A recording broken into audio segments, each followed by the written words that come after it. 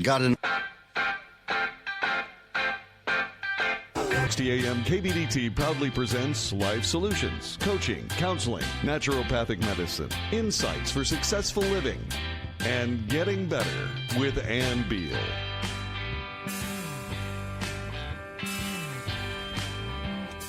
Good morning, everyone. We're really glad you could join us today for a very, very important segment, an episode where we're really talking about some ways of handling a lot of the pressure that people are feeling today, the trauma, a lot of tragedy that people are having to decide how to deal with, find ways of handling life better and coming out on top. So we're going to be talking about the topic of resiliency today and how to do well through trauma and tragedy. Ann's with us today, too. This is Jim. But, hey, good to see you, Ann. Hey, Jim. That's Dr. Slaughter. I'd like to start by asking you some questions. In light of everything that's happened, we're all going through a hard time in lots of ways. So tragedy, hard times, needing resilience happens to everyone. So if you've ever lost a loved one, gone through a divorce, had your heart broken, been bullied, had a hard marriage, had an abortion, or if you've suffered infertility, you know someone or you have suffered through mental illness, dementia, or suicide, adversity does not disintegrate. It doesn't. Everybody goes through adversity. And if I'd had you stand up as I went through that list, anyone who'd suffered through these things, almost everyone would have stood up. And I think it's important to realize, because in our society of putting pretty pictures on Instagram and trying to post good things and hopeful things, it can look like adversity doesn't hit everyone. It can look like adversity only hits a few, but that's not true. And if we were in a group of 1,000 people and I had gone through that list, 999 probably would have stood up. If it hadn't happened to someone in that audience, it will eventually happen to them. So adversity doesn't discriminate. And if you are alive, you have already experienced or will experience hard times. And right now, with the world the way it is and all of the information that we get from what we might call the experts, we can be left with a feeling of being a victim, helpless, hopeless. And I think that we've been told by all the experts that we are prime candidates for illness or COVID, and if we get COVID, we probably will die. And then being socially distancing, there's family estrangement and there's divorce, and that you have a high expectation to have mental illness coming up from all the trauma, and there's not a lot of hope in that. And I know that they have good intentions, all those experts and all those flyers and all that information to help us through the suffering. But there's really no hope in that. And we don't like hearing that because it makes people feel so helpless. And we don't want you left feeling helpless. We want you feeling empowered. We want to give you hope, and hope in the middle of adversity. And so that is what we're here for, to teach you about resilience and resiliency. And so we're going to teach you 3 things today, just 3 basic things about resilience. And resiliency is the ability to recover from or adjust easily to much misfortune or change. And we want to give you the tools. We want to teach you and show you the research that's out there and all the ways of thinking and acting that best boost your resilience to get through any hard times today or in the future. Thank you for joining me, Dr. Slaughter. Yeah, my pleasure to get to be here, and what an important topic for us to address today. The thing is, I think most of us in one way or another. Maybe some are more realistic than others about it, but in some way we either hope for or believe we're entitled to a perfect life. And so sometimes we're shocked when something really tragic or traumatic hits us. And I don't want to get too far ahead of us in what we want to do today, but I was just going to echo what you were saying, that hard times, tough times in life, adversity is common to every human being on the earth. It is part of the human condition. And some of us, maybe many of us, don't handle it very well. We don't know what to do when it hits.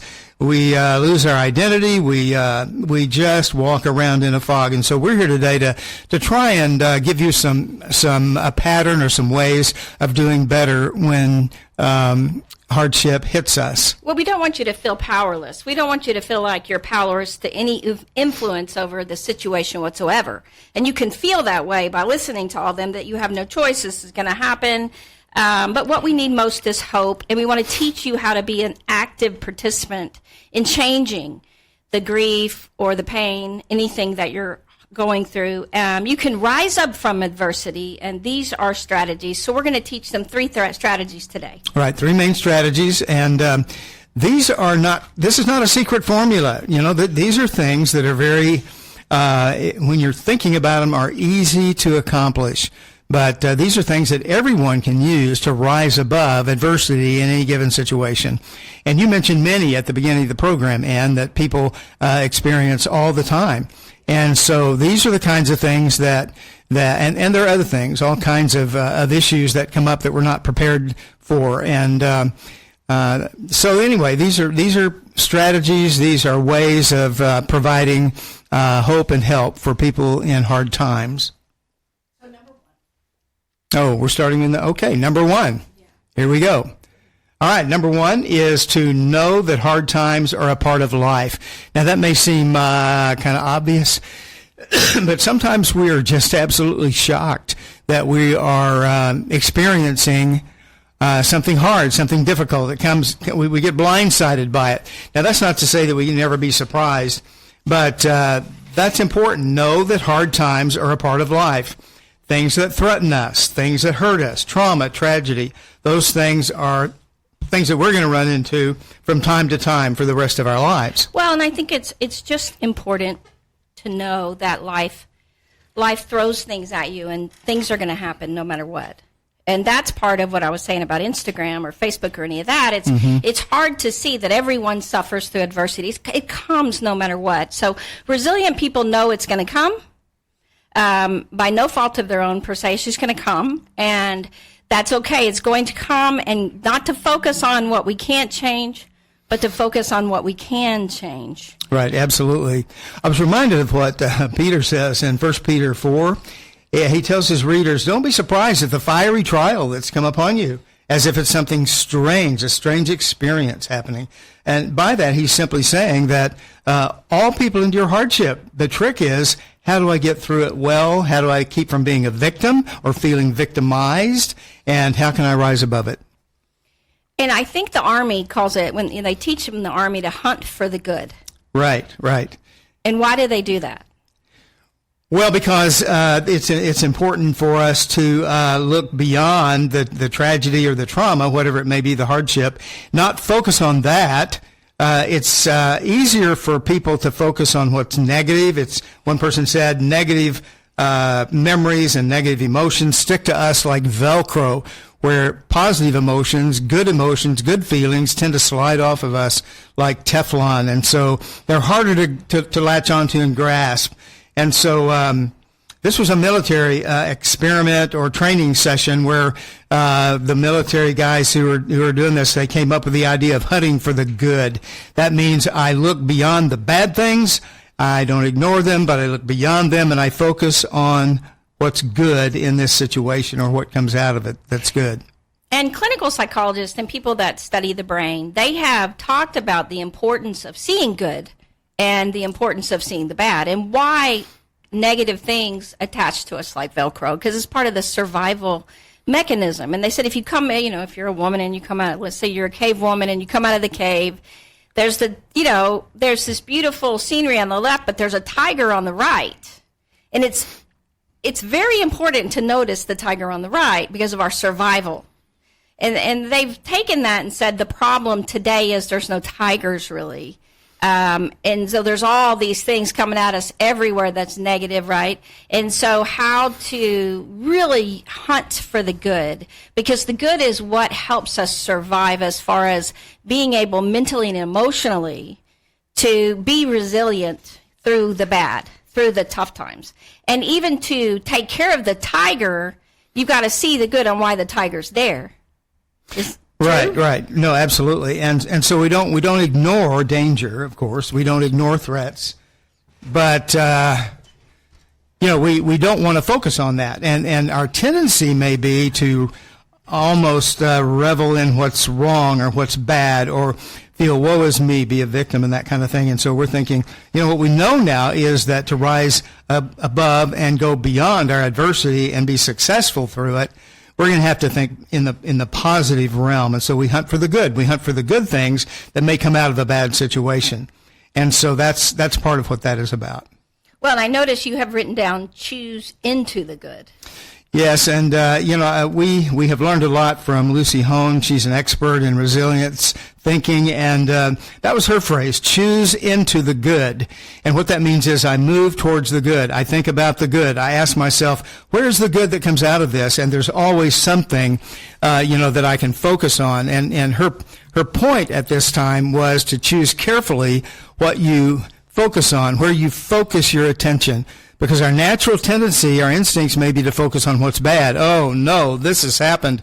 I'm dead meat. I can't handle this, and just keep going with that.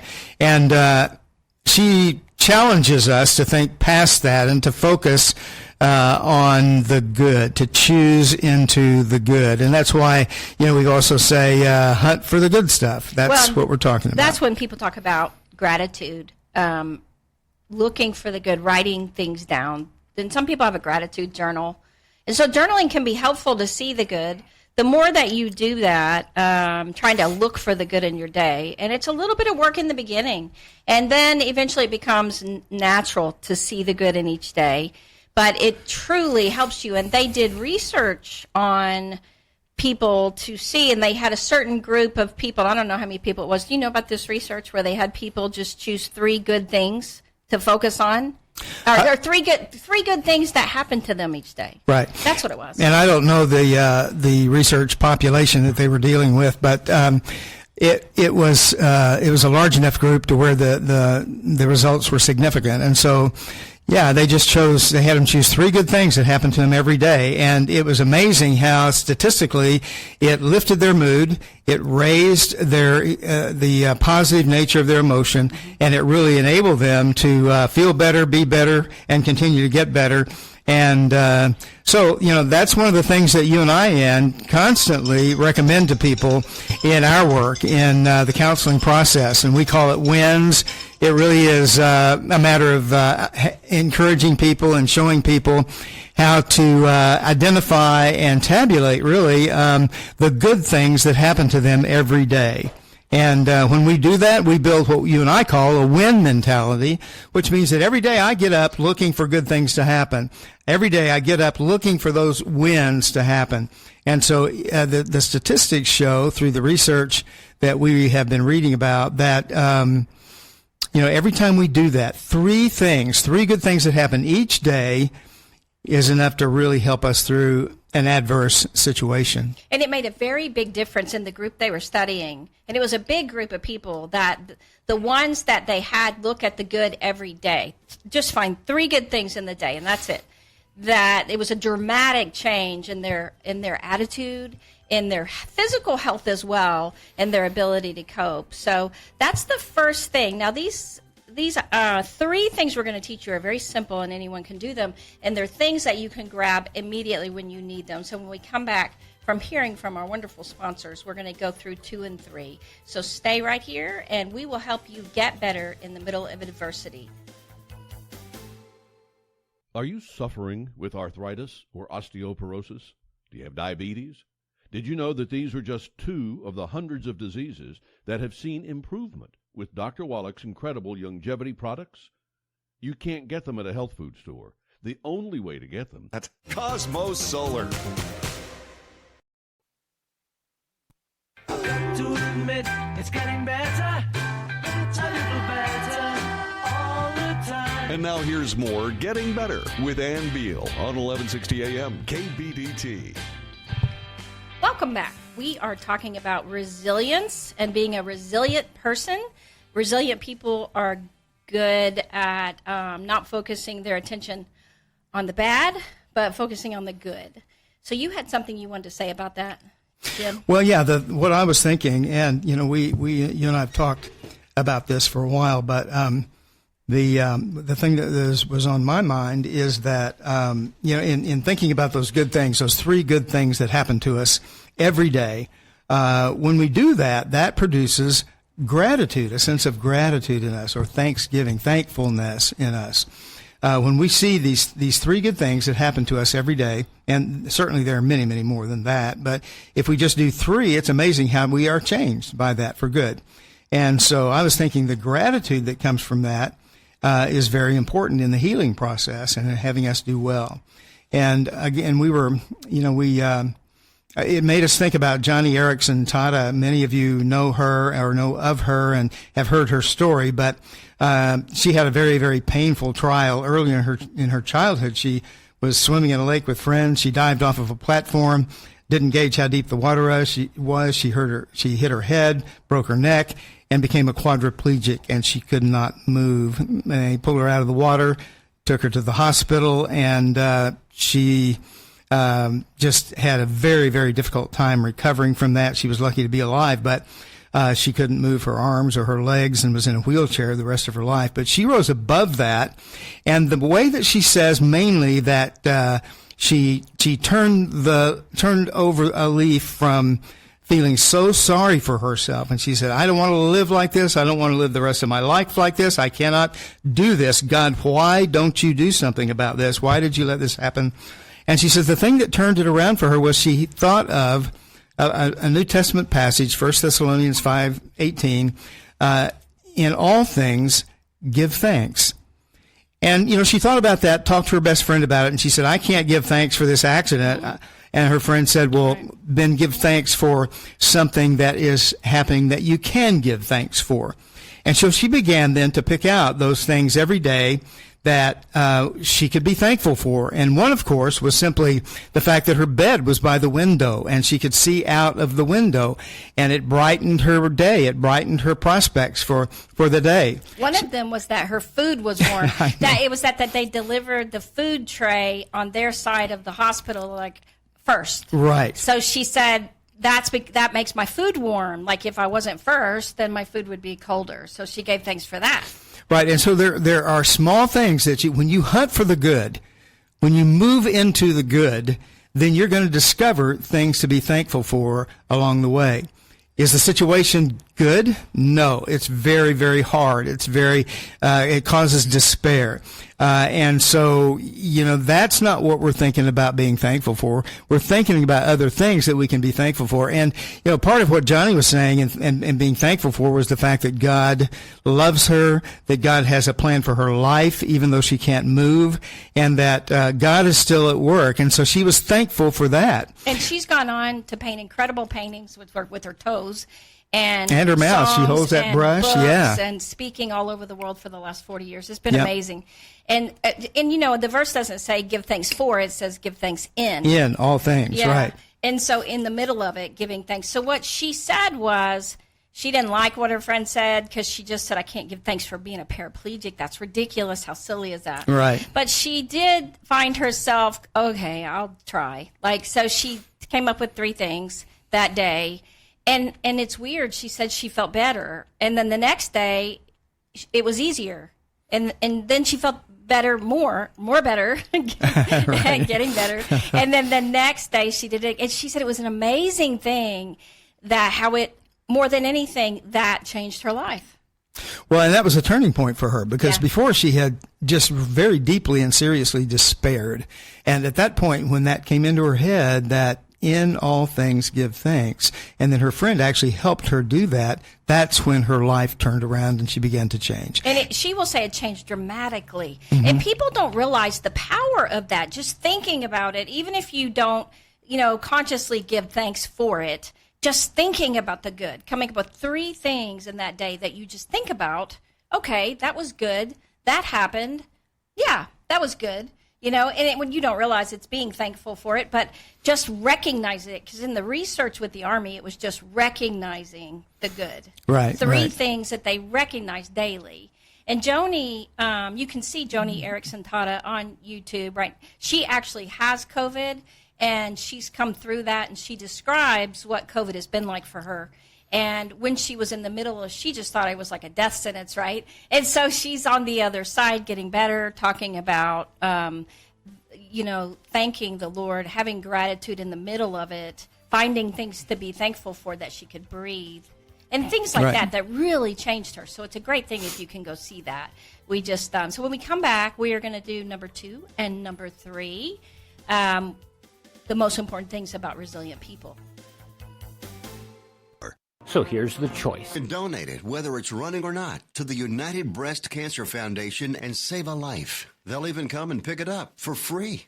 The United Breast Cancer Foundation has saved hundreds of women's lives through their free or low-cost breast screen exams. But now they need your help. The United Breast Cancer Foundation wants to save more lives through early detection by offering women free or low-cost breast screening exams. And donating your old car, SUV, or truck, whether it's running or not, helps pay for them. Plus, you get a charitable tax deduction. Help the United Breast Cancer Foundation save lives by donating your old car, SUV, or truck. Call now for free pickup. 800-280-2144. 800-280-2144.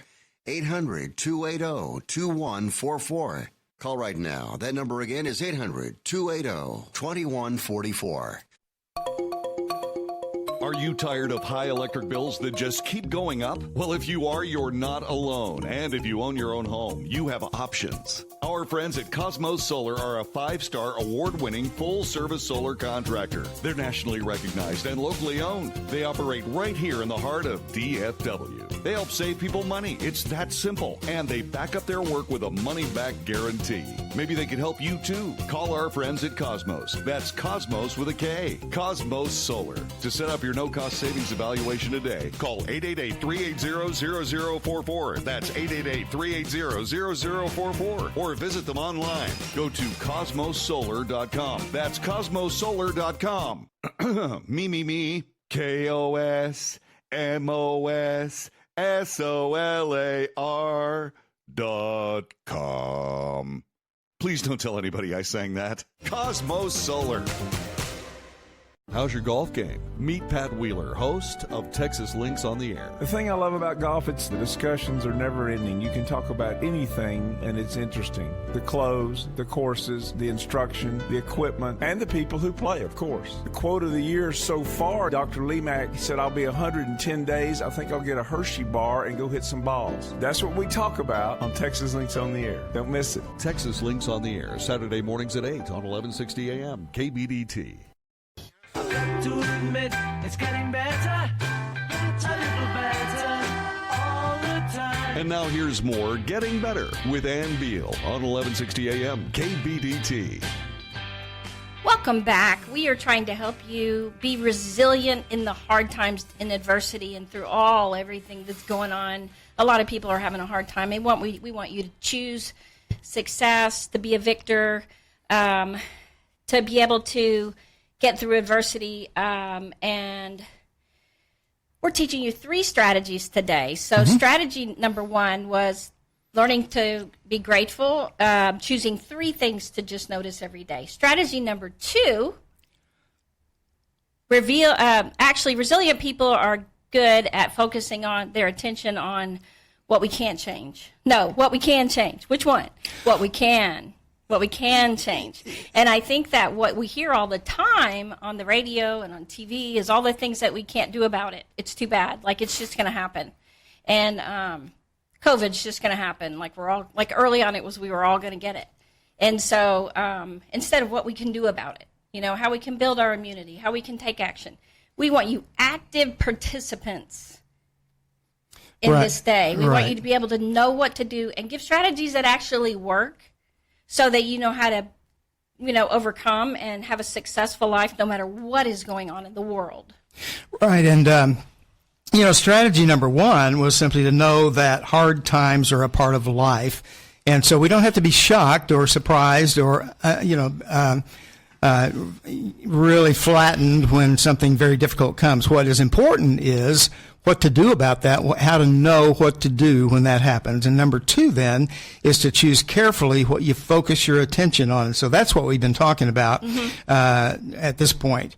Not focusing on negative memories and negative emotions and feelings and how down I am and how there's no chance for me to succeed now and I'm out of it.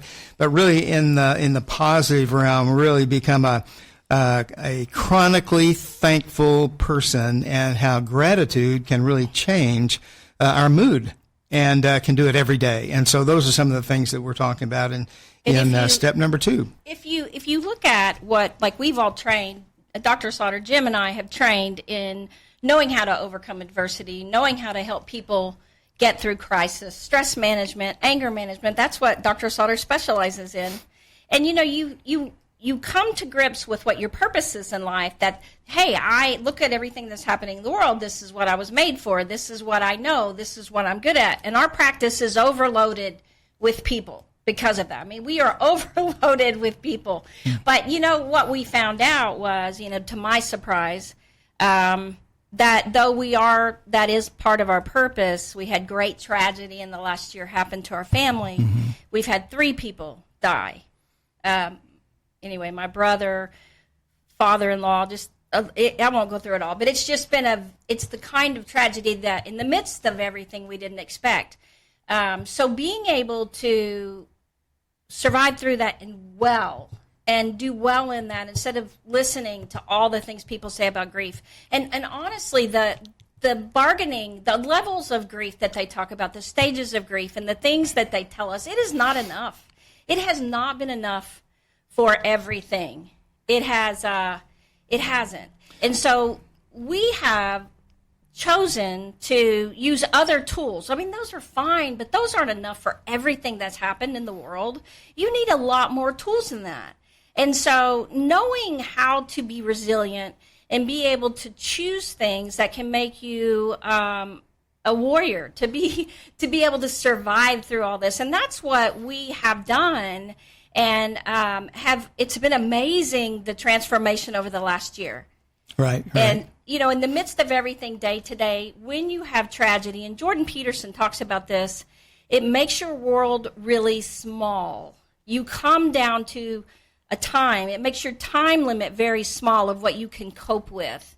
You can only cope with things moment by moment or day by day. It's not, the way things used to be before all this happened. Now it's, I can get through today.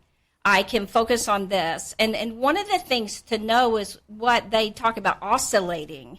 And I don't remember the name of it. I'm glad you mentioned that, because I think it could be something important for all of us to know about. And one of the researchers mentioned oscillating in the sense of moving back and forth between moving into the pain of adversity, for example, a lost child or something like that, and moving into that, which can be helpful in getting through that, versus moving away from that and just letting it go for a while. And so, it's not always just a matter of constantly facing the pain and gutting it out and moving through that. That can help, and looking at pictures and that kind of thing can help at times. But then you may need a time where you move away from that, you go to bed and cover your head with a blanket or something. Well, and it's interesting because at Christmas, my kids, I had been going through pictures and books and the things of granddads, that I thought the kids would want, and a lot of his stuff, and I had put it aside for them to go through. They couldn't even begin to handle it. They were just like, I can't do that, I can't do that. And that was the oscillating. If you feel you can't do it at that moment, that's okay. Hiding in bed, cocooning, just hanging out and not facing it is okay. It's just you don't stay there. And there's times you'll be able to handle it. So it's interesting because at New Year's when they came over, it was like, yeah, hey, where's that stuff? We're going to go through it. I'm like, okay. And so, cool. And so part of it is knowing the difference, and knowing that it can be back and forth, oscillating. Now, when they talk about grief, they talk about waves, that it goes in waves. Things come and go. You know, sadness can come and go. Anger can come and go. Well, and the go part means that you kind of feel okay in the middle. And so oscillating is what happens. Sometimes you can handle it, sometimes you can't, and that's okay. And not to get upset with yourself if you can't. Right. Right. And also, I was thinking too, you started mentioning some of the phases of grief, and we've sort of been taught to rely on that as a way out of it. But, most people are beginning to discover that doesn't help them very much. Enough. And to realize people tell you, okay, your family's going to break up, you're going to get a divorce, and you're probably going to have some form of mental illness as a result of this tragedy. People don't want to hear that. That's not helpful. We don't want to tell people about that. We don't even talk about the stages of grief when we work with people who are having a hard time. We go a different route, and we believe there's much more profit in the way we go. Well, and I do sometimes. It's just to explain, not to beat up on yourself, but the waves are more important. It's actually the reality is waves. It's waves oscillating, back and forth, and not to beat up on yourself, but understanding that there are times when you can handle it, times when you can't handle it, and being okay with that. Now, if we look at number 3, this is really, to me, one of the most important things that you can do right now. And it is to say to yourself, is what I'm doing right now helping me or hurting me? Okay? And so I was looking back through pictures, and I started getting real sad and crying, and oh my gosh. And then I stopped and said, okay, hold on. Is this helping me or is this hurting me? Okay? So I thought, be kind to yourself. Put the pictures down and go to bed. Right. And being kind to yourself is an important facet of this, because you don't want to continue harming yourself, hurting yourself, making yourself feel bad.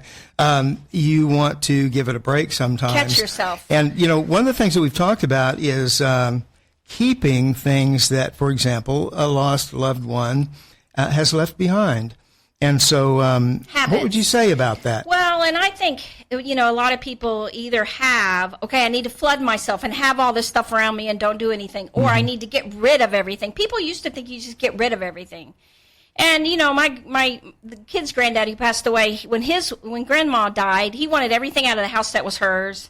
And we thought that was wild, but okay, we did it and we brought it to our house. So it helped us grieve and recover to have it there. He didn't really grieve very well and didn't handle it well, and so it wasn't a good thing. So we got to see that really it's better to be in the middle of all that, right? And to have habits or daily things around you that are part of that person or event or things, having those things there that remind you of that empower you, that cause you those good feelings and those good memories. Anything that you're holding on to that you've lost right now, whatever it is, having things around you to help you at times when you can to enjoy that, look at it and you have a good feeling. So, we had a lady whose child passed away, and she celebrated her birthday still, and they'd go to the beach, which is what they always did. And when with my grandma passing, she loved bowling. And so after her funeral, we all went bowling. And then every birthday of hers, we went bowling. And every Thanksgiving, since she wasn't there, there was a point in the day that as a family, we would all go bowling in her memory, because that's what we do. She loved doing that for holidays. And so it's such a nice memory of my grandma to do that. And so holding on to things like that, a sweatshirt, like clothes or their cologne or anything like that gives you a good feeling to make it a part of your life. Even holiday decorations. We use some of the kids' grandmother's holiday decorations that were left. Yes. And I didn't know her actually very well, but I've kind of gotten to know her through the things that have been told about her and the things that she left behind. She was an angel. We really, really enjoyed the Christmas decorations that had belonged to her and her husband. Yes, and it's been a nice memory with Grandma and Granddad. But Grandma, she loved holidays, and so she would go any holiday. It could be Halloween. She had Halloween earrings and Halloween flags and Easter earrings and Easter flags. She had everything for any holiday. And so she made holidays fun, any kind of holiday. And so we have all those. Now, there was a time the kids, they're almost 30 now, so they thought it was hokey and silly, but now they enjoy some of those things. Right. And so some of it, depending on their personality, they grab onto, and I grab, we're all different. But having those this Christmas has been a really cool thing. Having Grandpa's things and some of his stuff and pictures has been cool. Mm-hmm. And so, but be kind to yourself. And that's where, if you have that glass of wine, think, okay, is this good for me or is this hurting me? That last glass of wine you're drinking, is listening to this sad music good for me or is it harming me? Is going to the burial site good for me or is it harming me? Watching the news, is it good for me or is it harming me? It's really one of the best things you can do is be kind to yourself. And this gives you a sense of self-control. So right in the middle of it, realizing, wait, this isn't really good for me. I was reading through a journal entry the other day, and it was very painful. And afterwards, I just felt horrible. I was like, oh, my gosh, it was such a tragedy.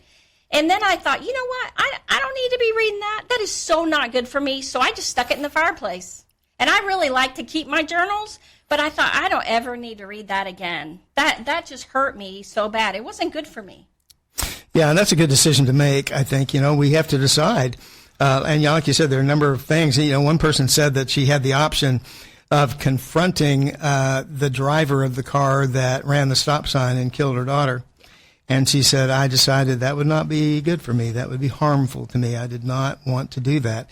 And so she didn't. She decided not to do that. So there are certain things that, we're not saying that's the way to go for everybody, but you have to decide for yourself. But be kind to yourself. Do the right thing for you. Be honest with yourself. Will this be helpful to me or harmful to me? Whether it's, taking a walk, taking another glass of wine, getting in bed and covering my head. Is this hurtful or is it helpful? Yes, and that can be forgiving family. Mm-hmm. When you hold grudges, just say, is it helping you or is it harming you, right? Is it keeping you from enjoying the people you love, or is it helping you? Is it really protecting you from harm, or is it helping you hold on to bad grudges and bad memories and justifying? Oprah talked about that. She had a friend she was upset with, and the way to punish her, because she disagreed with her, she took 10 years of not spending any time with her or being around the friends that spent time with her. And so one day she saw them all together having a very good time and happy, and she realized, I am the only one that's suffering here. They are not Right. suffering. They have not been punished. I thought I was punishing them, but she realized she was only punishing herself. So a willingness to give that up and let go of it so she could be okay again and enjoy life and enjoy her friends. Right. And just forgive, right? Forgiveness is such a wonderful thing. But still knowing how you're thinking and acting, is it helping or is it harming you? And, we have to develop the habit of doing these things. When we ask ourselves that question, is this helping me or harming me? We really have to get in the habit of asking ourselves that question when things aren't quite right with us or things are wrong with us or trauma or tragedy strikes. It's not natural at first to do that. But we need to make it natural if we're going to get through it and get through it well. So, yeah, and social media can be that way too. Is it helping you or is it harming you? Looking through everything, do you need to unfollow people who are harming you? I mean, just if it's upsetting you, you can unfollow just a post.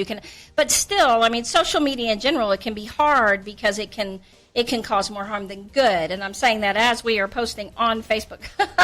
So, yeah, keep watching our show. But really just realizing what is good and what is harming and trying to catch yourself in the middle of that is one of the best things. And we get the most feedback from that one right there. That is the most helpful. Stay. Listening to Dr. Wallach, and I bet you have some questions. You're getting better all the time. Now back to Ann Beal on 1160 AM KBDT. We are talking about resilience, and the strategy number 3, is it helping or harming you, what you're doing at that moment, to give you some self-control, to think about is it harming you what you're doing, or is it truly helpful what you're doing to cope? And so when you try these different things, or you just find yourself in the middle, because your brain will take you places. Your brain, if a song comes on, your brain will just lead you down this, you'll just start spiraling down, right? And being able to catch yourself so you don't spiral down and be like, wait, and turn off the radio or change stations. Or anytime you're listening to something, if it's causing your heart to race and it's making you upset, because we have a lot of people that are very afraid right now. I think that we hear that a lot. And I tell them, if you're listening and it's starting to scare you, just turn it off, right? And that's how they keep us watching. That's one of the number one ways to keep you watching, listening to, media. And I'm in the media, and I know how you keep people intrigued, is to wow them or scare them, okay? And unfortunately, the negative emotions, because of how our bodies, negative emotions stick like Velcro more than the positive ones. So our show is more positive because we want you to learn these skills. But we know if we made it scary and negative and we did news and all that kind of stuff, we'd have a lot more people listening, but we wouldn't be helping you, we'd be harming you. You have all these other places to get that. So if you catch yourself getting this deep negative emotion, whatever it is, then I want you to catch yourself and say, is this helping me, or is this harming me? Is this hurting me? And stop it if it's hurting you. Right. I think there are times when we're watching a news program, and what the news people are really wanting from us is that, oh no reaction. And it just keeps us going and fuming and burning and fearful and all of that. And so that's when you say, this is harmful, this is unhelpful, and so I'm getting out of here. And, God gives us options. There are always options in life. There are never, my way of thinking, there aren't any dead ends. There are always options. And part of what I do in hunting the good is to look for the options. God gives you options. And so we choose the good option, the right option. And I wanted to say, in light of that, God is your most powerful resource. And I don't know where you're coming from. If you're out there, I know a lot of our listeners are Christian people and biblically based people in their philosophy and theology and all that. But God is your most powerful resource. You trust Him. You ask Him things. You ask Him to speak to you in whatever way He wants. You read His Word, and in that you will be filled and you will become really fearless. They say that the number one remedy for fear is faith. I've heard that, number one remedy for fear is faith. And so if you're wondering why they want to close the churches and all that kind of stuff, okay, is they don't want you to have faith. They want you to just stay afraid. Well, and I don't know who they is, okay? Just understand the theory behind that. So faith is the most important thing, and we say God, okay? But whatever you put your faith in, just understand that faith is stronger than fear, and faith will replace it. So one of the things that we do is read through Psalm 23, Psalm 28, Psalm 34, Psalm 37, and Psalm 91 every day. So I'll say it again, 23, 28, 34, 37, and 91. Those are the Psalms that we read every day, and then we get up, we're okay, we are brave, we're not afraid, and we face life. And so for us, the Bible has been very helpful for us every day in the middle of adversity. But we want you to know that these three strategies are pretty simple, okay? Yeah, they are. Just being able to know that suffering is part of everyday human life, that resilient people know that they focus on what they can change, not what they can't change. So gratitude, looking at the good in the day, looking at 3 good things a day. And then is what I'm doing helping me or hurting me? Be kind to yourself. Remember that. This gives you a sense of self-control. These things are simple. They don't take rocket science, okay? They're not some, hard thing. They're a fixed trait, okay? They're things that you can do. They're not elusive. That these are things that people have, and it's not that some people are resilient, some people aren't. Okay, you can learn these things. They're simple, and it requires ordinary processes, just a willingness to give it a go, a willingness to just think about 3 things good in the day, a willingness just to understand that bad things do happen. They're going to come no matter what you do. You're going to get a flat tire. Things are going to happen. It's just going to happen. But also, is what I'm doing really good for me, or is this harming me? Mm-hmm. And then we want you to consider going to listen to Lucy Hone, Hone, and Joni Eareckson Tada on YouTube. They give you great skills. And keep the faith, keep the love, and just keep getting better. Get better.